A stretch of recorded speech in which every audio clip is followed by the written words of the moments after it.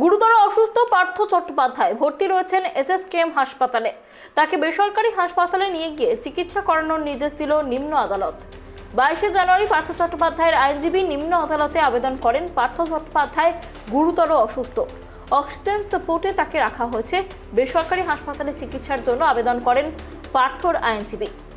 22শে জানুয়ারি তাকে যাতে বেসরকারি হাসপাতালে চিকিৎসা করানো যায় সেজন্য আবেদন করেন পার্থর আইনজীবী। আর সেই আবেদন মেনে নিয়েই এবার পার্থ চট্টোপাধ্যায়কে বেসরকারি হাসপাতালে চিকিৎসার আবেদন মেনে নেওয়া হলো। এই বিষয়ে বিস্তারিত কথা বলবো, আমাদের সাথে রয়েছে আমাদের প্রতিনিধি অভ্রদীপ।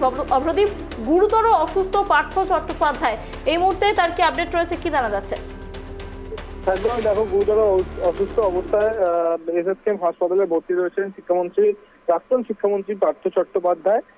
তাকে বেসরকারি হাসপাতালে নিয়ে গিয়ে চিকিৎসা করানোর নির্দেশ দিয়েছে নিম্ন আদালত।